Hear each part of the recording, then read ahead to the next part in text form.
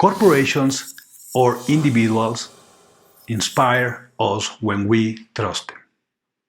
Trust is not a process. It is not a logical decision. Trust is a feeling, and it resides in our limbic part of our brains. Trust can only be earned with consistency of the message or the conduct of the person of the company. And trust can be really easy lost. So how do we get that trust and loyalty from our customers? You need to be consistent in everything you do, and the message needs to connect with the balance of the things that you are doing or not doing. Additionally, trust helps us to rely on others. Communities, families, society will not advance without any trust. If you do not trust somebody, you cannot go further. If you do not trust somebody or a company, you cannot do business with them. Because trust is that part of our feeling that tells us that it is okay, that it is good to do business or to have a relationship with somebody. And think about this. If you lose your partner's trust, it is really difficult to get that again. You need to do a lot of things, and probably you will never get the trust, complete trust again. And that the same thing happens with the companies. If you lose your clients' trust, it will be very difficult for you to get them back. And you will spend a lot of money to get them back. And probably they will be looking for another way to go around you. And the only reason they will buy you is because it is convenient, but it is not inspiring for them. So how do we get the majority of a market? Let's explain it this way. Any market can be symbolized with a bell curve. The first part, the left part of the curve with a 4.5% are the innovators. Then with about 8%, those are the early adopters. In the middle, you have with 34% the early majority and the 30% the late majority. So where is where you want to put your efforts in the market?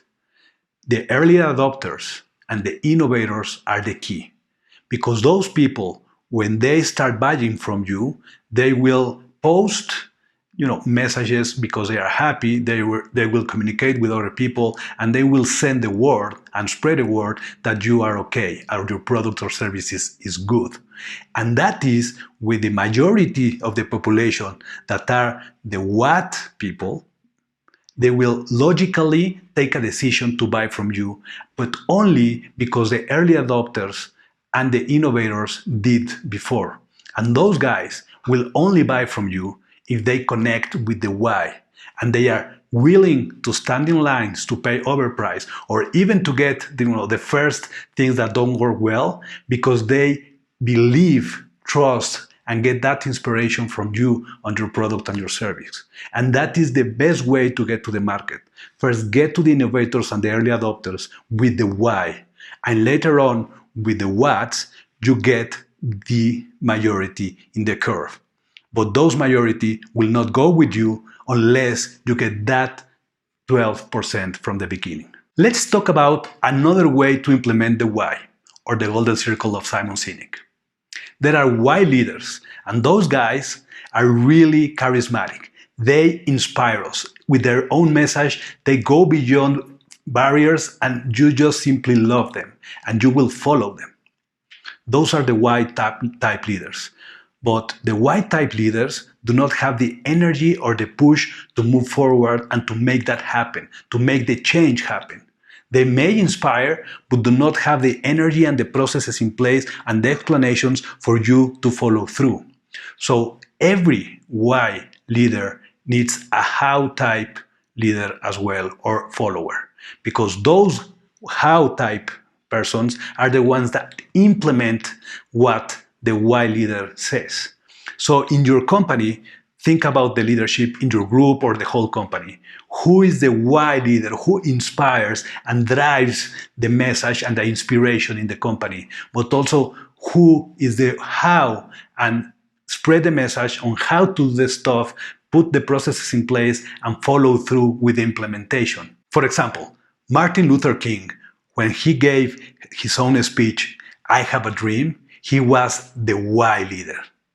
But Ralph Alberti was his how implementator because he was the one that put that message to earth and explained what things needed to be done in order to spread the message. Another example is Bill Gates. Bill Gates was the why and Ballmer was his how.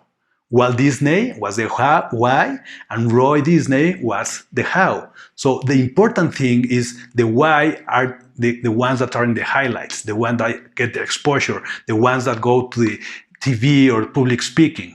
The hows are on the backstage implementing and moving everybody else where the why leader tells us to go. Another thing that happens is a disconnection in the market because it is really easy to disconnect the why with the whats. And why is that? Because whys are intangibles and whats are services and products. So it is very easy for us to represent ourselves with the quantity or with the things that are tangible. So sometimes or many times we just communicate the whats. As you remember, the why needs to be clear, but you need the hows to connect the what. Because the hows, your philosophy and so on, and your unique value proposition connects the why with the what.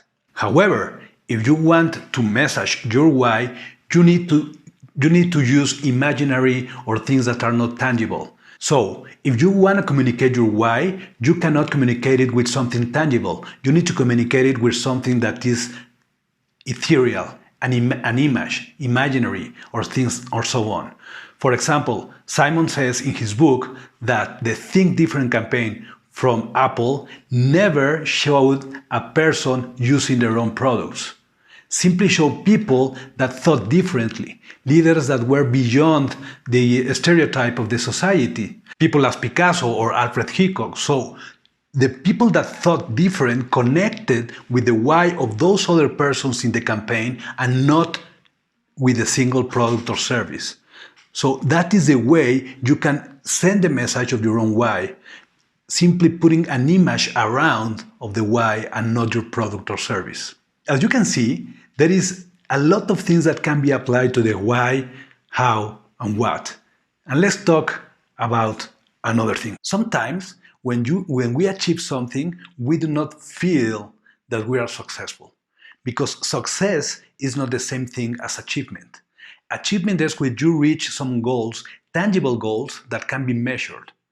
And success is when you go and reach and do and start doing your own why or whys. So you need to get achievements in order to get to your success.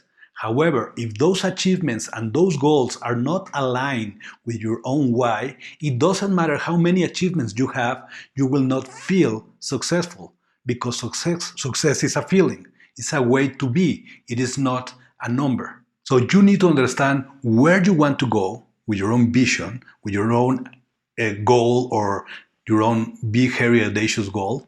So first, you need to know where are you going and then set up those milestones in order to achieve those KPIs or milestones in the process. However, you will only feel successful if you attain those whys that you are doing in the process.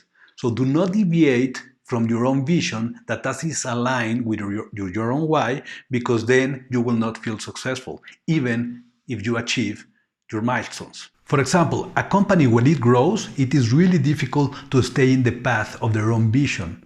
And let's take the example, as Simon says in his book, of Sam Walton. When he died in 1992, the corporation leadership started to deviate from the why of Sam Walton and started to do another why that was really different. And at the end, communities and people start struggling with Walmart, and even lawsuits and a lot of bad things happened just because there was not a clear clarity between the why that the company had at the beginning and the why that the company had at that time. So there was a disconnection, and that caused a lot of problems. And you may think about your own why or your company's own why. If you have that really clear, you can feel that you are doing something that it is not really good. Because remember, achievement is not success. Amazon started really, really small. in the backyard. Microsoft as well. Every good and great company started small. And it was the why type leader that brought that message and that inspiration for the company to grow. And that only happened when the how people, the how followers helped them.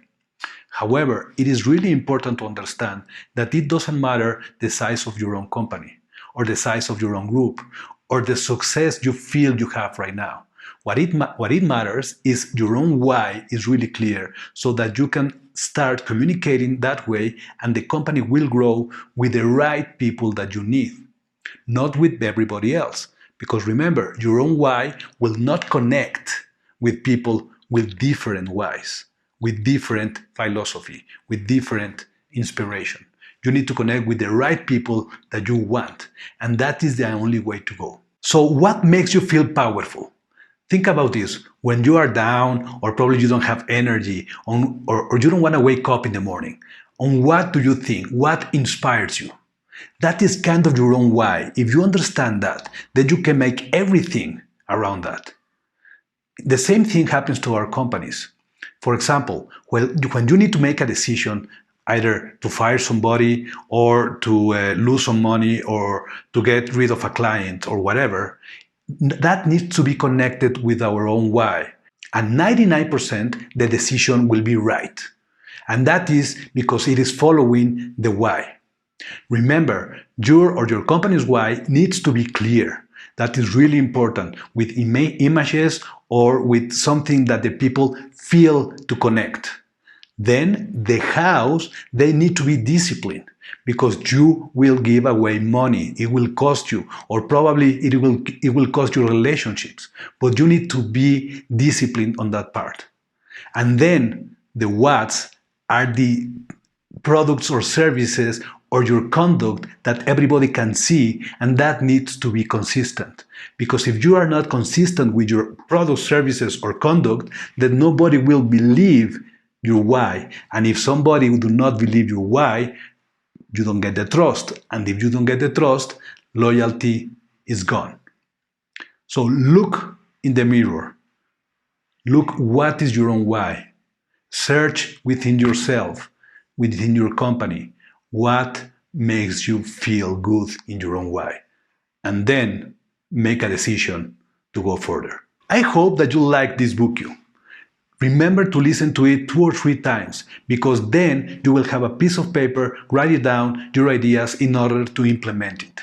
Also, remember that there is a cross-reference between books in our Bookio system, and remember to like, follow, and of course share our free YouTube channel, Bookio.tv. Thank you for everything. See you later. Bye now.